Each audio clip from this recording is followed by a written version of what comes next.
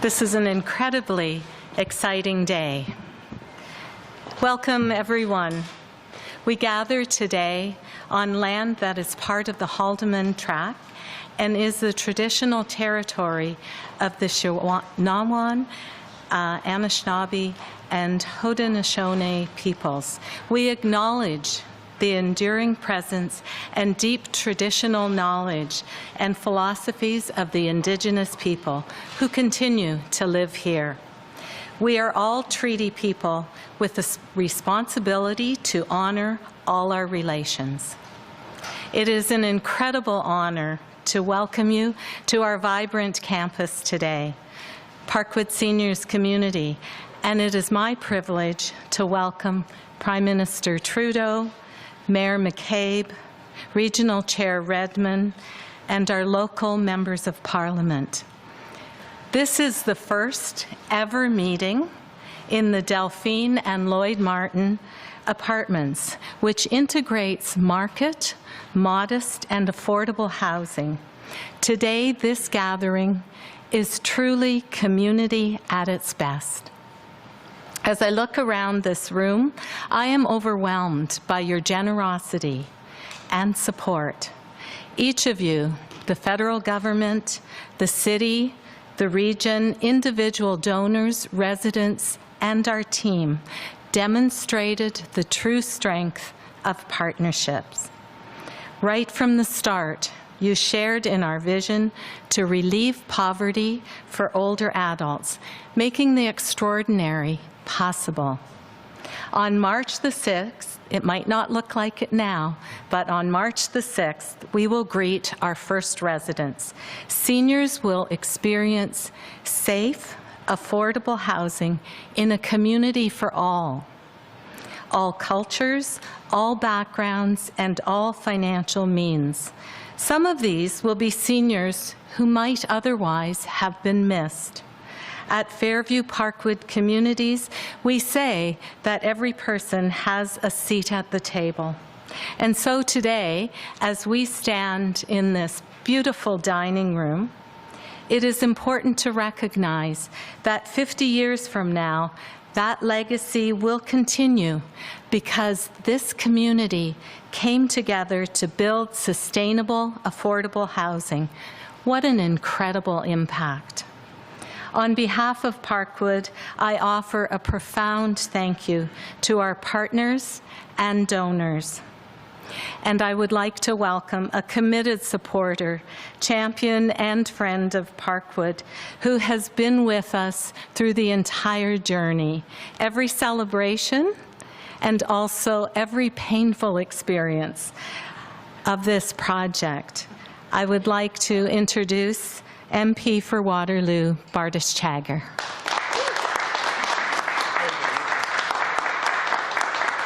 Thank you, Elaine. Thank you all for being here. What a tremendous day in the City of Waterloo. We started the day off in the City of Kitchener with Mayor Vibranovich at the SDG Labs, and it was tremendous to see the amazing things happening within this community. Elaine, to be here with you in this dining room, that though not finished, I have to say, I can see myself here.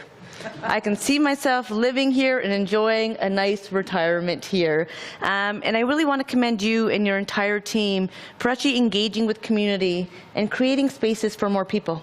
We often talk about not in my backyard, but within the City of Waterloo, within this region, we always create space. And I remember being here visiting with residents not too long ago, and they said, yes, we might not be able to see as much green space, but what we will see is more people living in a safe and affordable place to call home, and that warms our heart. And I think that speaks to the values of this community. And I really want to give a shout out to the Mennonite roots and the values that we share as Canadians. And I think that's why today it's such an exciting announcement. I do want to give a shout out to my colleagues who are here with us, Tim Lewis, Member of Parliament for Kitchener-Conestoga, Valerie Bradford, Member of Parliament for Kitchener-South Hespeler, as well as Brian May, Member of Parliament for Cambridge. We often talk about the fact that as much as the world needs more Canada, Canada needs more Waterloo, because we believe in working together, we believe in partnerships, and we believe in having those tough conversations so that we have better outcomes for more people. And someone who has always shared that vision, and a reason why I'm really proud to be part of his team, someone who recognizes that in Canada diversity is our strength, somebody who recognizes that better who is always possible, is our Prime Minister. And I'm excited to hear, and you should be excited to hear, the news he is sharing today. So Prime Minister, welcome back to the City of Waterloo, the riding of Waterloo. You come back here anytime. The mic is yours. Thank you so much for taking the time.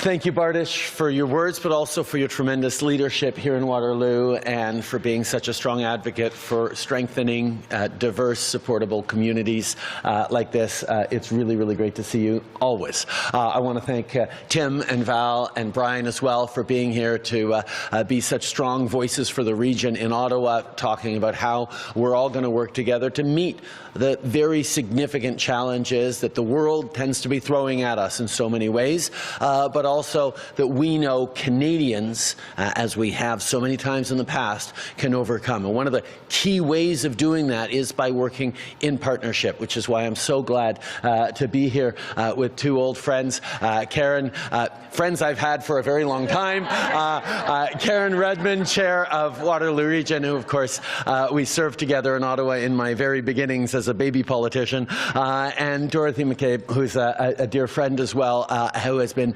committed to this community, this region. Thank you for all your leadership as mayor, and thank you for making this announcement we're making today possible.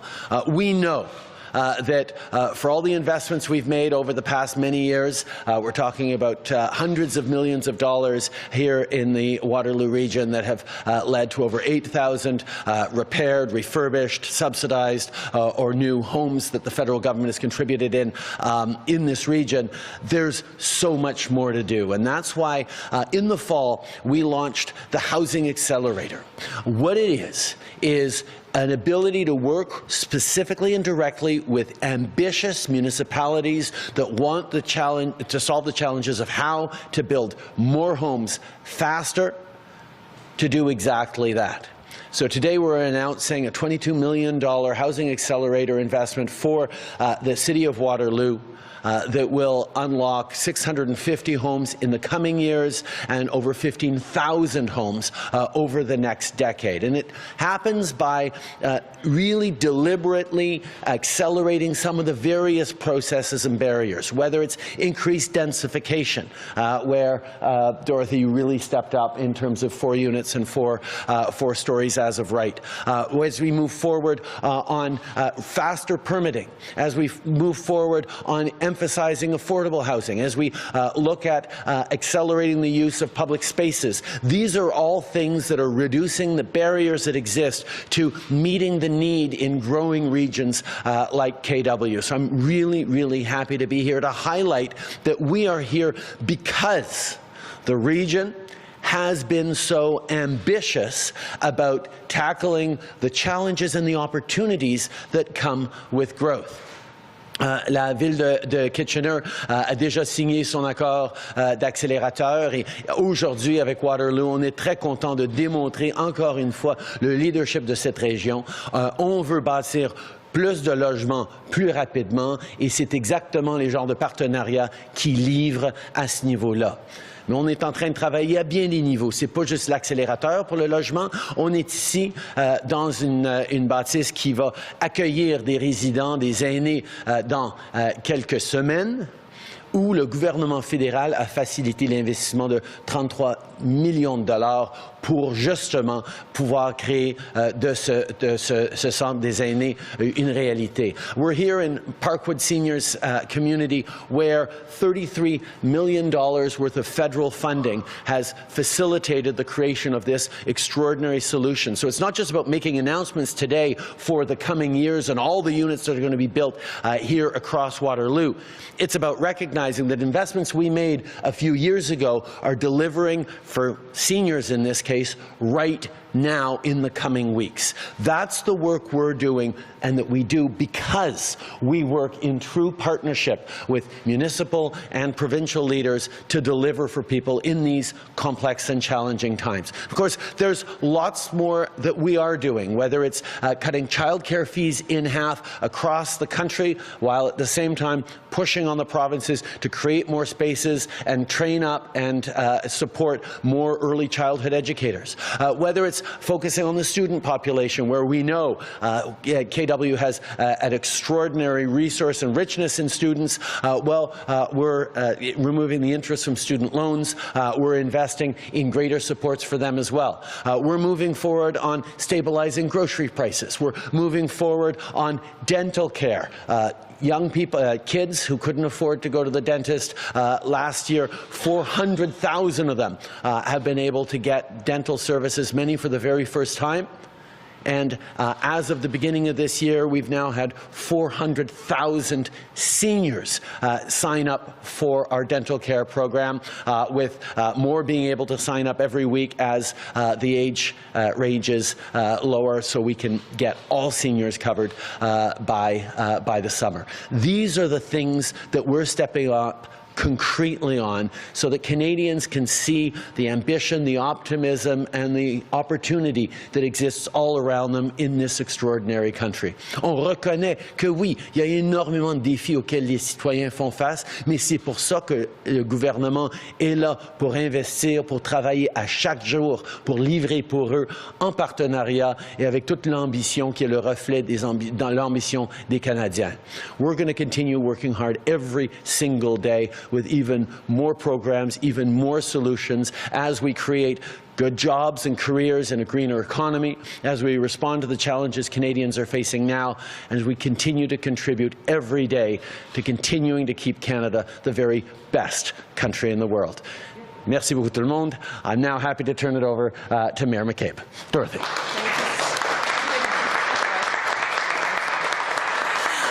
Wow. Thank you so much, Prime Minister Trudeau. This is truly an exciting day for the City of Waterloo. And I want to just start by thanking the City Councillors that were able to come today, Councillor Diane Freeman, in whose ward we're in, Councillor Rose Boydley, and Councillor Julie Wright, who were able to join us today. And just on behalf of Council and our staff, and the people of Waterloo, and the people who will live in this building, and the people who will live in the new homes that are going to be created, we simply want to say thank you.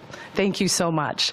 And but before I go any further, I have a small confession to make, really mostly to Alan, that I know I was under instructions not to tell anyone about our special guest coming, but like any good mayor, I often talk to my mom and ask for advice about a number of things. So I called her late last night and said, Mom, I'm going to have a big day tomorrow. The Prime Minister of Canada is coming, and I'm going to be able to spend some time with him and make an important announcement. Do you have any advice for me? And she just said, tell the Prime Minister I said hello. And thank you very much for the investment. But truly today is a game changer. I also wanted to thank Bardish. I hope all mayors across our country have a hardworking MP like Bardish. She's accessible, she's hardworking, she really cares a great deal about the people of Waterloo and about this city, and like any good woman, she knows how to get things done. So thank you so much. This wouldn't happen today without Bardish. As Elaine said, the funding for this building, but also the announcement today of the $22 million for the City of Waterloo for this Housing Accelerator Fund wouldn't have happened today without Bardish. So thank you so much. Yeah, it is teamwork. But it really is a game changer today. And as Mayor, I am grateful for the Prime Minister, Minister Fraser, Bardish, that they understand the need to work directly with municipalities to provide the necessary funding that we need and to move with speed so that we can deliver the important services that people in Waterloo and in other communities need. And housing is not just about bricks and mortars. It's about providing opportunities for families, for individuals, seniors, youth of all socioeconomic backgrounds. It's about fostering thriving communities and sustainable communities and neighborhoods.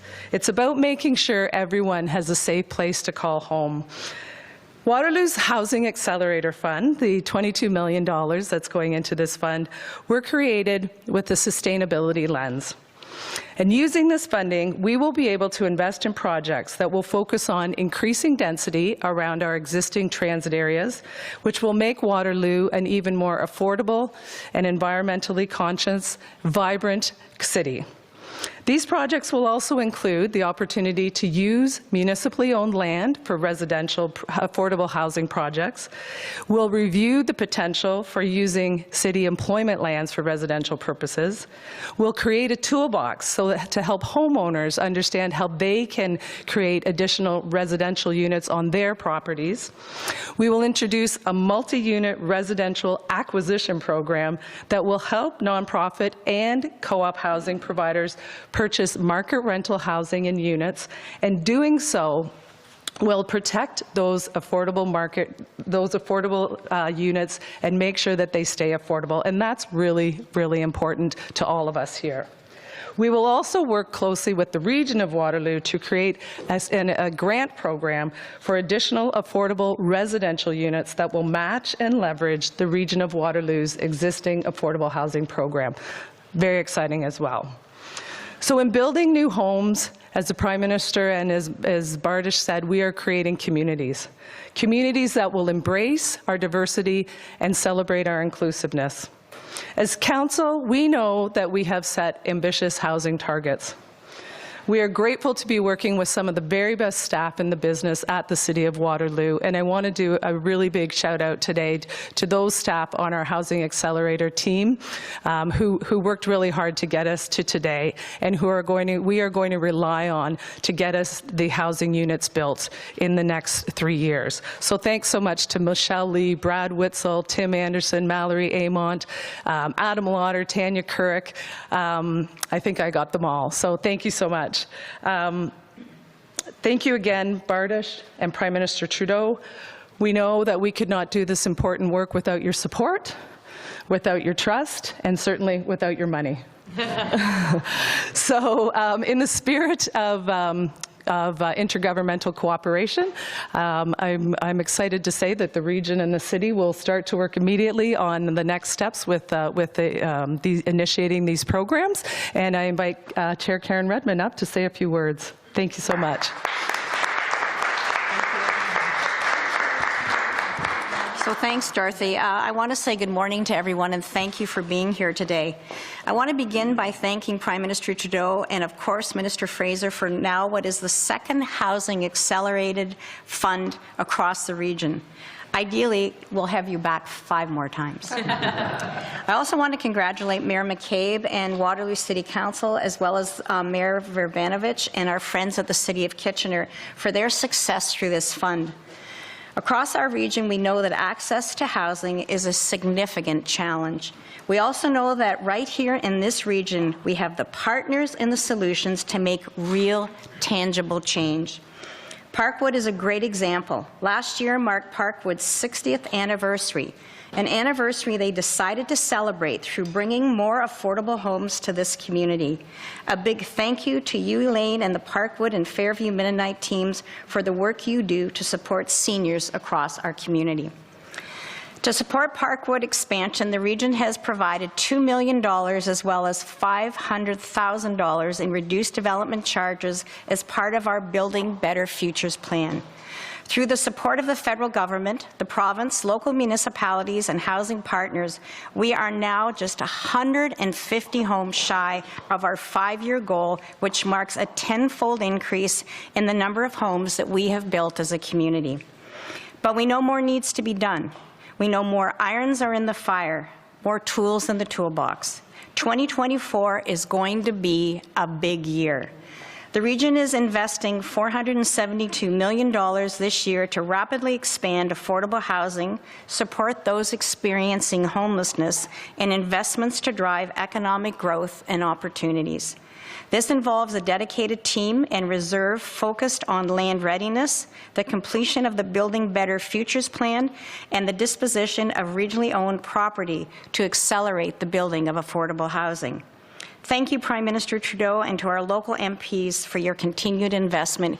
We have the A-team working for the region of Waterloo. Thank you.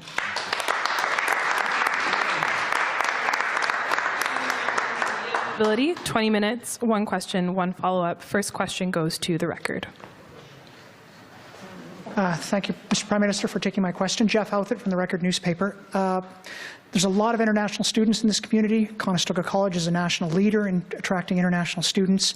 There's much criticism of your government for the way it's put a rollback on international students very quickly. Criticisms are that it's a blunt tool, it's a sledgehammer, it's done without consultation, and it will create as many risks as it aims to solve. So I want to ask, will your government consider a pause on its recently announced rollback for the reasons, and if not, why not, and how do you respond to criticism about this? International students remain an extraordinarily important part of Canada's educational system and indeed of Canada's contribution to the world. Bringing students from around the world to develop skills and abilities to either contribute to Canada if they choose to stay here or to bring it back home to make the world a better place is a good thing. We've seen over the past few years a massive rise in the number of international students that is outpacing our communities and our country's ability to ensure the kind of quality experience and the quality education for all those students. So we are pausing the levels at the level they are over the next 2 years to ensure, 2023 levels, to make sure that every student who comes here gets the right experience, which includes adequate and supportive housing, but also a range of other things that go with a quality education, and that the communities that are welcoming in people from around the world as they study don't see rents climb too high or pressures that are keeping Canadians from being able to afford to live in the communities they want to call home. It's a question of now working with the provinces and with the institutions to make sure we're getting that balance right so that we are both protecting international students and protecting the communities that continue to support them. Thank you very much. A follow-up question. Our Kitchener MP, Mike Morris, who's a member of the Green Party, is pressing to revive electoral reform. I believe he has support in this of your Waterloo MP, Bardish Chagger. Bardish, please correct me if I'm wrong on that, particularly with the Citizens National Assembly request. So given your government's and your history with electoral reform, are you in support of what he's proposing or of reviving the issue or pushing forward with the National Assembly? I am in favor of electoral reform.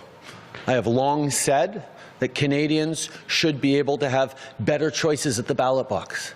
I think it is the way we always approach an election to say, this is my preferred candidate, but you know what, if that person can't get in, I'm happy if this candidate or this candidate gets in. So we don't have to vote against, we don't have to vote strategically. I have long pushed for that, and indeed we had many, many consultations in my first years as Prime Minister, working with all parties to try and build consensus around moving forward.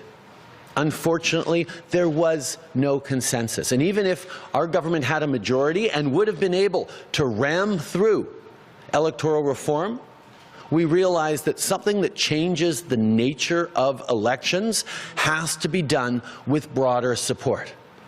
So anytime, and I've said this to all parties, anytime people want to come forward with a solution to change, the consultations, the working, the trying to figure things out, we've been doing that for years. We need to focus on the things that we're actually delivering for Canadians, but I am totally open if the NDP or the Green Party in particular want to say, okay, let's bring in a ranked ballot. I'm there. But there has been no consensus, and until there's no consensus, we're going to stay focused on the things that remain top of mind for all Canadians. Building an economy that works for everyone, supporting seniors and creating new housing, bringing down the costs of living for Canadians, supporting students and young people, and moving forward on building a better future for everyone. Thank you very much, Next question. Bonjour pour Radio-Canada. Voilà un an que le Canada a promis d'envoyer des systèmes missiles sol-air à l'Ukraine et rien n'a été envoyé. Qu'est-ce qui bloque et est-ce que vous avez un échéancier? On est toujours là pour l'Ukraine et on a effectivement promis de faciliter l'envoi de ces systèmes à l'Ukraine. On travaille avec les partenaires qui sont nécessaires pour l'envoi de ces systèmes et on continue d'espérer qu'on va pouvoir les livrer bientôt. We know that Ukraine needs more and significant military support. Canada has stepped up with over $9 billion worth of support over the past years, and we will continue to be there. Around the NASAMS, we are working with the necessary partners in order to get those systems to Ukraine. We will continue making sure that that advances as quickly as possible, but it's not only on Canada. La Grande-Bretagne a signé une entente de sécurité avec l'Ukraine. Est-ce que le Canada aussi s'approche d'une signature et quelles étapes ont été franchies? Oui, une des choses qu'on s'est mis d'accord en tant que G7, en tant que pays qui appuie l'Ukraine, c'est que nous allons tous démontrer un engagement sur bien des années pour offrir la stabilité et la rassurance à l'Ukraine que nous allons être là avec tout ce que ça prend pendant aussi longtemps que ça prend. Et nous sommes en train de travailler directement avec l'Ukraine et nous allons faire une annonce en temps et lieu, mais nous allons être là pour appuyer l'Ukraine. Notre gouvernement et la plupart des partis à la Chambre des communes sont sans équivoque dans leur appui pour l'Ukraine. C'est dommage de voir que les conservateurs, en particulier, continuent de tomber dans le piège de Vladimir Poutine et retirent leur appui pour l'accord économique avec l'Ukraine que Zelensky veut tellement, mais on espère encore qu'il va y avoir quelques conservateurs courageux qui vont se tenir debout pour l'Ukraine quand le vote viendra dans les jours à venir.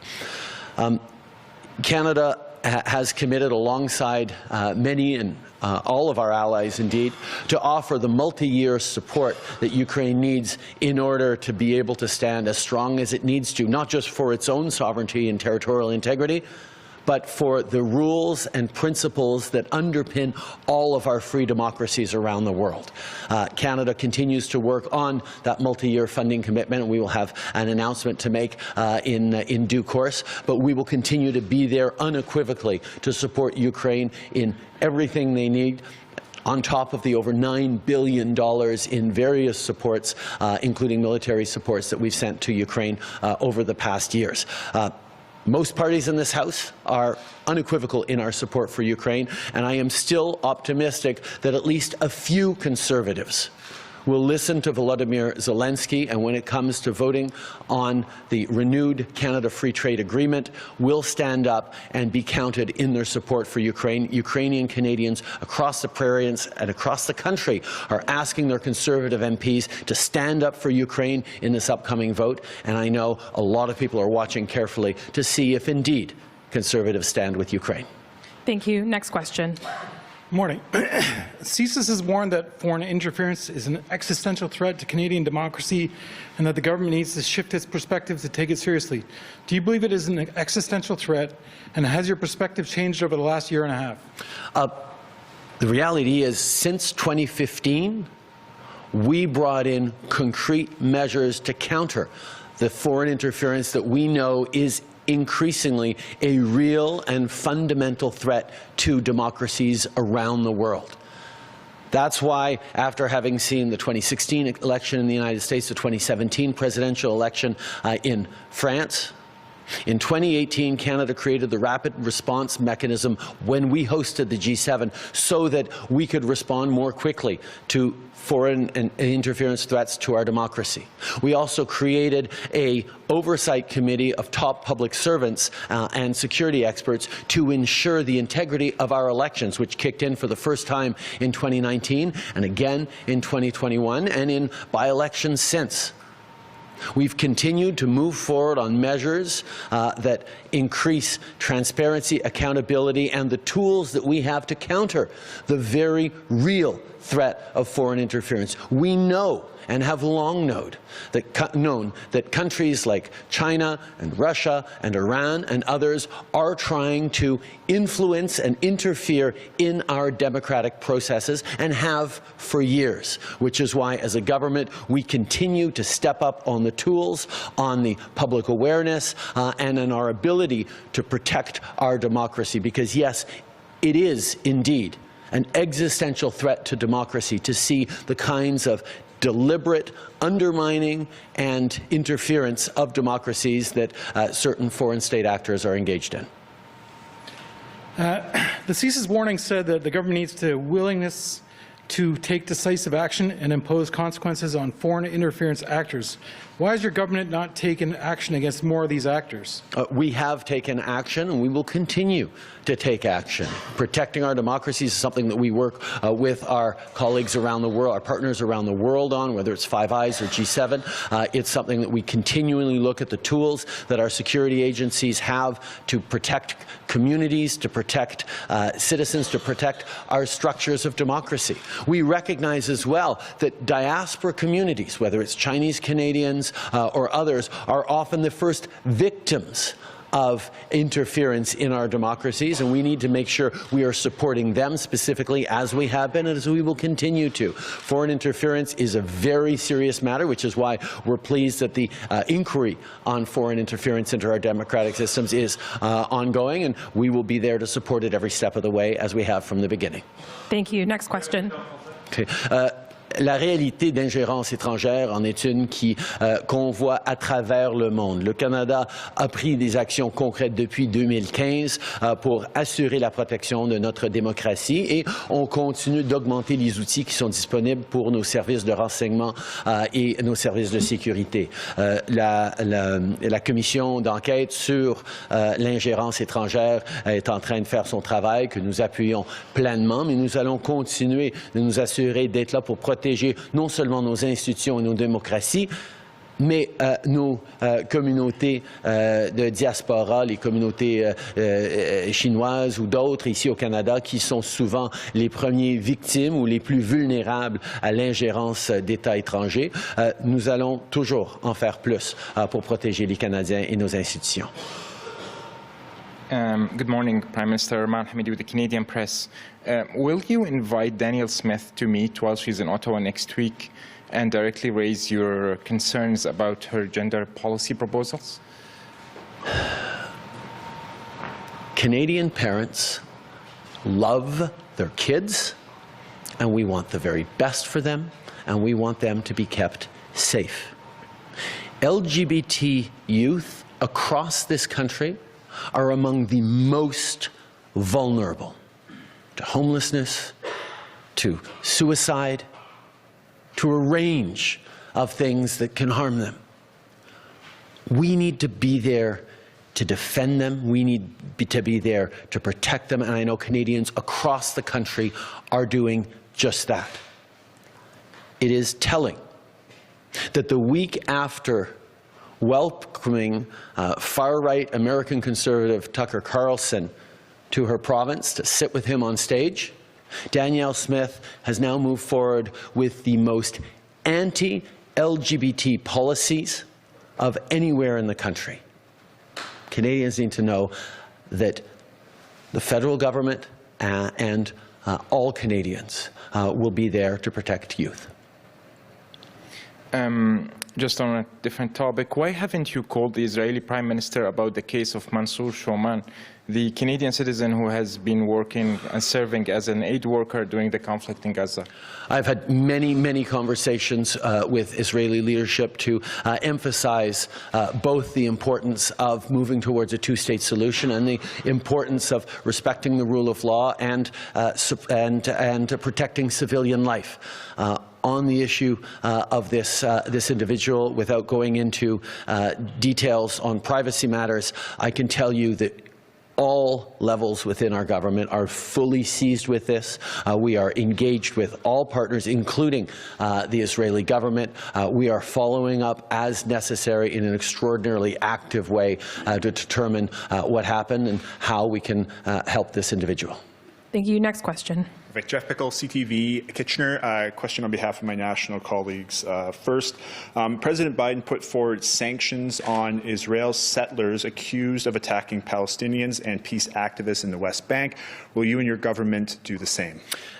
Settler violence in the West Bank is absolutely unacceptable and puts at risk peace, stability in the region, and the path towards the two-state solution that is absolutely essential. As the Minister of Foreign Affairs said yesterday, we are looking into how to make sure that those responsible for extremist violence or extremist settler violence in the West Bank are held to account for it. We are looking at sanctions on extremist settlers.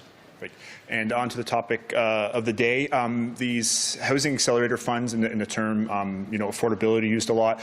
How does it help that bottom end of it with the homeless issue that we have in many Canadian cities? Well, first of all, the $22 million investment that we're making here in the city of Waterloo is going to unlock 15,000 units over the coming years. That kind of math shows the leveraging amount when we work directly with municipalities to respond to their needs and concerns. And I can assure you that affordability, that homelessness and the continued fight against homelessness is at the core of everything we do. To take an example of this project, which we funded a few years ago before the Accelerator project, it is integrated mixed socioeconomic housing. There are market units in here, but there are also affordable and even deeply affordable units here. That approach of making sure we're taking care of the most vulnerable and giving them opportunities, not just for places to stay, but for beautiful places to stay with full dignity, is part of what we do. We know there's a lot more work to do, and we're doing it, working with municipalities, working on on countering homelessness, and supporting the most vulnerable. Thank you. Last question. Hi, Brad Kramer, City News Kitchener. A follow-up to an earlier question. Just what are you and your government planning to do about Alberta's proposed restrictions on trans youth? Obviously, the first thing that we've seen is a number of Albertans, whether it's doctors or teachers or community organizations, stepping up to voice their concerns directly with their Premier about this anti-LGBT youth legislation and proposal, or this policy. As a federal government, we will always be there to protect the most vulnerable, particularly vulnerable LGBT youth who need to know that there are people across the country there to fight for them. If Premier Smith wants to fight someone, stand with us and fight for Canadians on lower grocery prices, on affordable fuel, on more housing, on fighting climate change. Fight with us to defend the rights of vulnerable Canadians. Don't fight against vulnerable LGBT youth. And after the decision to pause the MAID expansion yesterday, the CEO of CMHA, Waterloo Wellington, told us that there is not equal access to mental health care here. Over 3,400 people are waiting for care in our area, and they need a fair shot at this treatment before making a decision on MAID. So just wondering what your thoughts on those comments are. I agree with those comments entirely.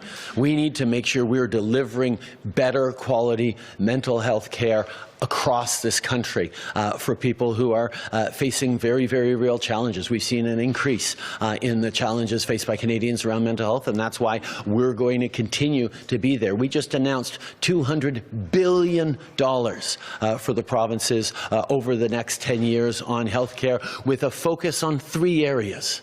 a focus on more primary care practitioners, a focus on better support for healthcare workers across the country, and a significant focus on better mental health care across the country. And we're making sure that provinces actually deliver on those things and deliver results for Canadians with a level of accountability and data shared with Canadians that's going to transform the results for Canadians and communities across the country. So we will continue to be there to step up for Canadians, particularly around mental health, because we know how important it is. Thank you. One more thing. Pierre Poilievre has been standing up for months now, pretending that he cares about high grocery prices faced by Canadians. And it turns out that his top advisor is working as a lobbyist for Loblaws. I think Mr. Poilievre owes some explanations to Canadians. Ça fait des mois qu'on entend M. Poilievre faire semblant de se préoccuper des coûts de l'épicerie pour les Canadiens. En réalité, c'est que sa conseillère principale travaille comme lobbyiste pour Loblaws. Je pense qu'il mérite de partager des explications aux Canadiens. Thank you. And one more question to CBC News. CBC News, on behalf of my colleagues in Ottawa. It took successive Canadian governments nearly 40 years and multiple ATI requests to release the nearly unredacted version of a report for the Deschamps Commission into prosecution of Nazi war criminals. Why has it taken so long, and how quickly will you unseal the rest of the records? I think people understand that this is both an important part of the historical record, but also one that has implications around privacy, around community cohesion, around the kind of country we are. These decisions are ones that are taken responsibly and never lightly, and we will continue to do take the right decisions in the best interests of all Canadians. Thank you, Prime Minister. That concludes today's press conference.